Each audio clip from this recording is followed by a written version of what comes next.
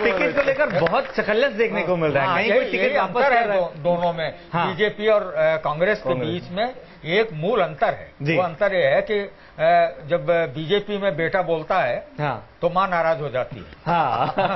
है ना? वरुण गांधी ने कुछ कह दिया अपने भाई की तारीफ, और उसमें ठीक इसके उल्टा होता है। बेटा जो भी बोलता है मम्मी से पूछ के बोलता है। बड़े आदर्शवादी बेटे। लेकिन कांग्रेस में बेटे से भी अच्छे अपने मनमोहन सिंह जी हैं, जो बोलते ही नहीं है, उनको इन चक्करों में पड़ते ही नहीं। लेकिन चुनाव में ऐसा होता है कि जो बातें कही जाती हैं वो वास्तव में बस चुनाव के समय होती है, चकल्लसी बातें हैं सारी। वो सब चकल्लस होता है, इसलिए वह बातें करता है पर उसमें टोन किसी का होता है। वह बातें करता है पर उसमें टोन किसी का होता है। भुगतान दूसरा करता है और लोन किसी का होता है। क्या बात है, क्या बात है। भुगतान दूसरा करता है और लोन किसी का होता है। अब लब और सियासत दोनों की ही हालत एक तरीकी है। रिचार्ज कराता है कोई, सेलफोन किसी का होता है। बहुत अच्छे। दरअसल बोलने पर बातें चल रही हैं तो मुझे तो एक छोटी सी बात अपनी याद आ गई कि आजकल कोई भी कुछ भी बोल रहा है। वो मोदी जी ने कहा कि सोनिया गांधी देश की महिलाओं को गुमराह कर रही हैं। राहुल गांधी ने कहा कि मोदी जी हिंदुओं को गुमराह कर रहे हैं। अखिलेश यादव ने कहा कि राहुल गांधी युवाओं को गुमराह कर रहे हैं। सिर्फ एक अरविंद केजरीवाल किसी को गुमराह नहीं कर रहे। वो तो खुद ही गुमराह हैं।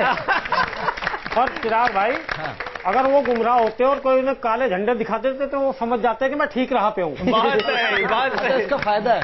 केजरीवाल जी को जब काले झंडे दिखाए जाते हैं और थप्पड़ पड़ता है तो इससे देश को ये मालूम पड़ जाता है कि आज उनकी कौन से शहर में रैली है। अच्छा। वो तो अलग अलग होता है, कहीं स्याही फेंकी जाती है, कहीं काले झंडे दिखाए जाते हैं, और यहाँ तो कहीं उनको वो चपत पड़ जाती है। हाँ, प्यार से जो आप कह रही थी, चपत पड़ जाती है। लेकिन बनारस के अंडे वो अपनी किस्मत पे बहुत रोए। अच्छा। बनारस के अंडे अपनी किस्मत पे बहुत रोए, पछताए। जिन्हें आमलेट बनना था वो आम आदमी पार्टी के काम आए। क्या खूब। पांडे जी के सर पे मारा जाता तो आमलेट बन भी सकता है। गर्मी आने ही वाली है। मैं इस बात पे एक बात कहना चाहता हूँ जी कि मुझे बड़ा बुरा लग रहा है कि ये जो जिस प्रकार उन पर रोज प्रहार हो रहे हैं, ये नहीं होना चाहिए। मैंने तो उन्हें सलाह दी। मैंने कहा अरविंद जी, आपको शायद किसी की नजर लग गई है आपकी लोकप्रियता को, आप अपनी नजर उतरवा लो। तो अरविंद जी की समस्या बड़ी जेन्युइन थी। बोले कैसे उतरवा लूं? नींबू मैं पहले ही दूसरे दलों की खिचड़ी में डाल चुका हूँ और मिर्ची राखी सावंत लेके भाग। ये बात हुई। वैसे वेद जी, एक चीज हमने देखा है कि अगर इंटरनेट की बात करें तो उससे बीजेपी काफी आगे जा रही है, और अगर नरेंद्र मोदी के कंपैरिजन में राहुल गांधी को देखा जाए तो उनकी परेशानी कहीं ना कहीं बढ़ती हुई नजर आ रही है। वो इस बात से परेशान है कि सोशल मीडिया पर ये तो पूरा हाईजैक कर लिया मैटर, इतनी दूरी किस लिए है? पहले चिराग जी कुछ कह रहे हैं। मैं दरअसल ये बताना चाहता हूँ आपकी इस बात पे, बहुत महत्वपूर्ण बात। राहुल गांधी जी को इंटरनेट बिल्कुल पसंद नहीं है। अच्छा, सच बात है ये। अच्छा। क्योंकि उस पर आरएसएस लिंक होते हैं। अच्छा। ये टेक्निकल बात है, टेक्निकल इशू, ये तो समझना होगा। वैसे टिकट की हम बात कर रहे थे। सूर्य सर के पास भी मैं आऊंगा, लेकिन वेद जी से मैं ये जानना चाहूंगा कि आम आदमी पार्टी दूसरी परेशानी से परेशान हो रही है, और वो परेशानी ये है कि ये टेक्निकल बात है, टेक्निकल इशू, ये तो समझना होगा।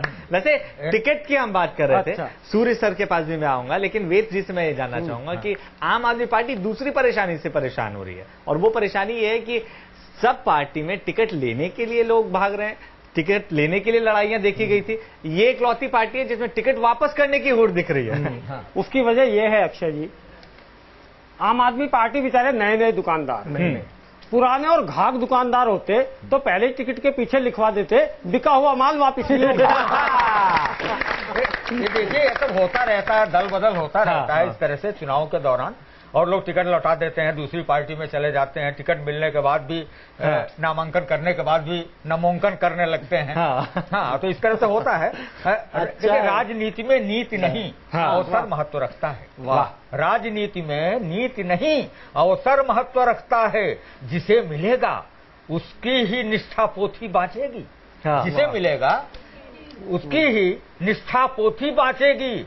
चीयर गर्ल को क्या मतलब कोई जीते या हारे, जिसकी टीम में होगी उसकी खातिर नाचेगी। बहुत बढ़िया, बहुत बढ़िया, बहुत बढ़िया। टीम में होगी। टिकट वापस करने से मुझे एक बात और याद आई। आप पार्टी का एक कैंडिडेट अपना टिकट वापस करने गया, तो बेचारे का हाथ बड़ी निराशा लगी। अच्छा। उन्होंने साफ साफ लिखवाया हुआ था टिकट सिर्फ शुक्रवार को 3 बजे से 4 बजे के बीच में वापस और मुझे तो ये भी डाउट हो रहा है वेद जी कि कहीं रेलवे स्टेशन पर अब नया बोर्ड ना टिका दिया जाए कि यहाँ पर सिर्फ रेलवे के टिकट वापस लिए जाते हैं, पार्टी के नहीं। बहुत अच्छे।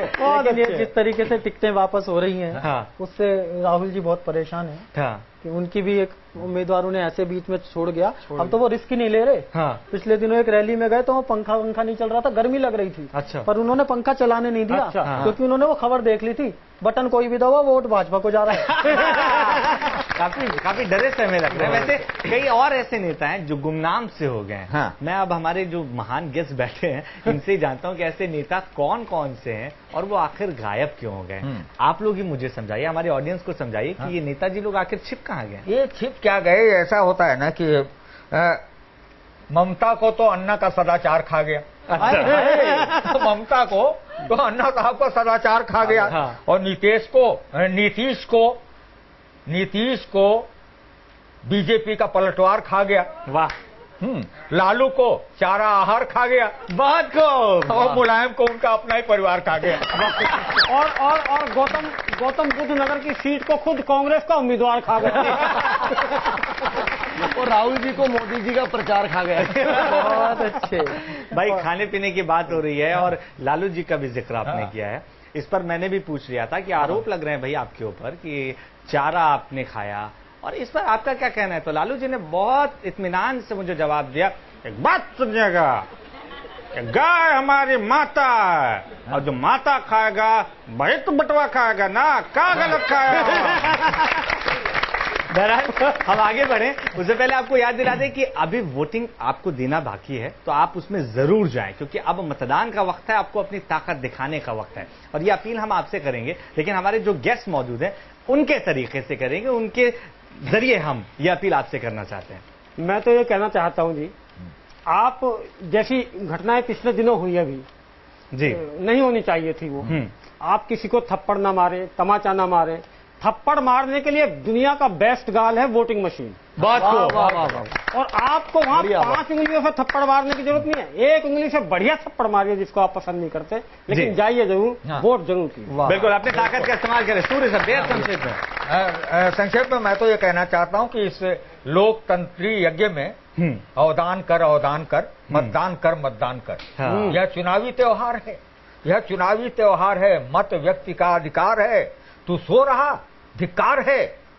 अवसर न खो घर में न सो, निश्चित दिवस को तान कर मतदान कर। मतदान कर। बहुत वह शीत हो या घाम हो जी, और भी सुन लीजिए। बिल्कुल सर। वह शीत हो या घाम हो प्रात दोपहर शाम हो, कितना जरूरी काम हो, तू थम नहीं ले दम नहीं, कर्तव्य पथ पहचान कर मतदान। मतदान कर। मैं भी कुछ पंक्तियां गाकर सुनाता हूँ, साथ चाहिए क्योंकि मेरे गले की वैसी जमानत जब्त हुई पड़ी है। क्योंकि चुनाव आ रहे हैं, कविता की तरफ से एक संदेश है। हाँ। आप लोग तालियों के साथ सुनिएगा। बिल्कुल। फैल रही है वोटों की मारा मारी, लो दिल्ली का चुनाव आ गया, कहीं पतझड़ कहीं पे फुलवारी, के दिल्ली का चुनाव आ गया। समय आ गया घर से निकलो और तुम जाके वोट करो, लोकतंत्र के ठेकेदारों के सीने पे चोट करो, कितना कोई दे दे लालच पर ना मन में खोट धरो, भ्रष्टों की नींदें उड़ जाएं वोट से वो विस्फोट करो। बहुत बढ़िया। जीत नहीं जाए भ्रष्टाचारी। बहुत अच्छा, बहुत बढ़िया। और जाते जाते चिराग जी से जानना चाहेंगे वो अपने तरीके से कैसे वोट अपील करते हैं। मैं तो सिर्फ इस देश के विशाल लोकतंत्र की जनता को सिर्फ इतना कहना चाहूंगा कि अगर मतदान के दिन आपने इस एक उंगली का प्रयोग नहीं किया तो ये लोकतंत्र जीवन में आपको किसी पर उंगली उठाने की नौबत नहीं आने देगी। बहुत गहरी बात है। तो आप वोट देने जरूर जाएं। और हमारी इस खास पेशकश में अभी के लिए इतना ही। आप हंसते रहिए, मस्त रहिए, तंदुरुस्त रहिए और न्यूज नेशन के साथ लगातार बने रहिए। अलविदा नहीं कहूंगा क्योंकि वो मुझे पसंद नहीं, इसलिए कहूंगा खुदा हाफिज, जल्द लौटूंगा वापस। तब तक आप ऐसे ही रहिए न्यूज नेशन के साथ।